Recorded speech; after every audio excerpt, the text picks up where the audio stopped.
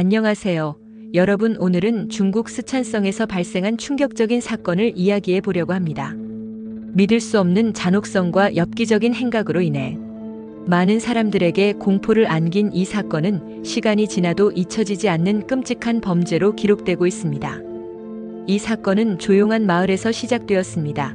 평소와 다름없이 일상을 보내던 사람들이 하나둘씩 사라지기 시작했고, 경찰과 주민들은 실종된 이들의 행방을 찾아 나섰습니다. 하지만 시간이 지나도 이들의 행방은 묘연했고, 결국 마을 전체가 불안과 공포에 휩싸이게 되었습니다.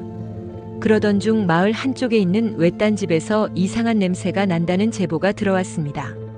주민들은 평소에도 수상한 행동을 보이던 그곳의 주인에 대해 의심을 품고 있었습니다. 결국 경찰이 수색에 나섰고, 집안에서는 상상조차 하기 힘든 끔찍한 광경이 펼쳐졌습니다. 경찰이 발견한 것은 여러 개의 인육 조각들이 담긴 냉장고와 피로 물든 칼, 그리고 벽 곳곳에 튀어있는 혈흔이었습니다.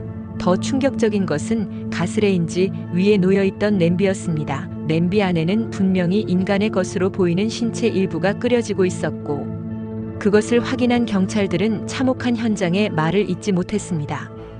그 집의 주인은 경찰에게 체포되었고, 조사 과정에서 더 끔찍한 사실들이 밝혀졌습니다. 그는 실종된 사람들을 유인의 집으로 데려온 뒤 끔찍한 방법으로 살해한 후 그들의 살을 직접 요리해 먹는 행각을 벌였습니다. 경찰이 그의 집에서 발견한 음식물, 찌꺼기와 용기 속에는 인간의 것으로 보이는 뼈 조각과 신체 일부가 남아 있었습니다.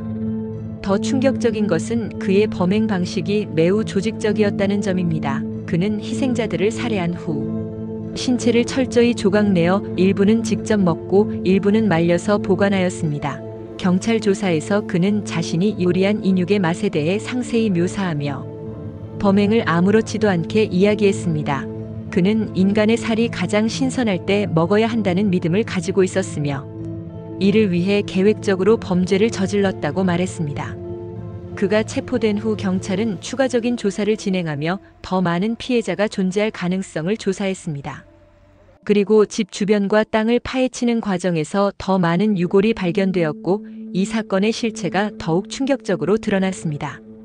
이 사건이 세상에 알려지자 중국 사회는 큰 충격에 휩싸였습니다. 언론에서는 그의 범행을 집중 조명하며 그의 엽기적인 식습관과 행동을 연일 보도했습니다. 사람들은 이런 범죄가 현실에서 가능하다는 사실 자체를 믿기 힘들어했고, 일부는 인간이 도대체 어디까지 잔인해질 수 있는지에 대해 깊은 두려움을 느꼈습니다. 전문가들은 그의 범행 동기에 대해 여러 가지 분석을 내놓았습니다. 그가 정신질환을 앓고 있었을 가능성이 크다는 의견이 지배적이었으며, 일부는 어릴 적 경험이 그를 이렇게 만들었을 것이라고 추측했습니다. 하지만 문제는 그가 체포되었을 때 보인 태도였습니다.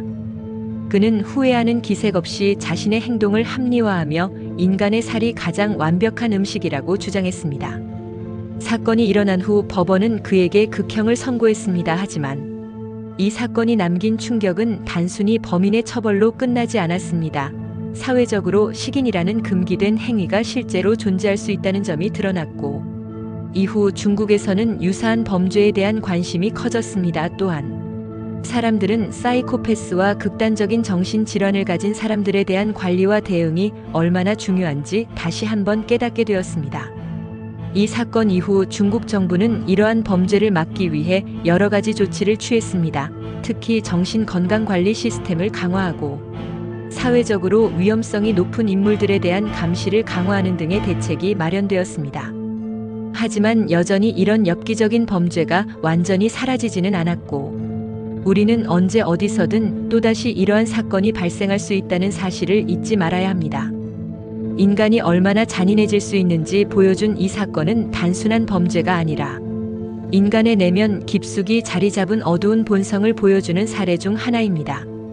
이처럼 상상조차 하기 힘든 범죄가 현실에서 일어나고 있다는 사실은 우리에게 큰 충격을 주지만, 한편으로는 이러한 일이 다시는 발생하지 않도록 사회적으로 어떤 노력을 해야 하는지를 고민하게 만듭니다.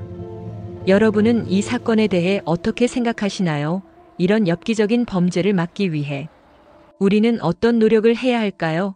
이 사건이 단순한 호기심의 대상으로 소비되는 것이 아니라 다시는 이런 일이 반복되지 않도록 경각심을 가지는 계기가 되기를 바랍니다. 오늘 이야기한 내용이 여러분에게 많은 생각할 거리를 남겼기를 바라며 다음에도 더욱 깊이 있는 이야기로 찾아뵙겠습니다. 끝까지 함께 해주셔서 감사합니다.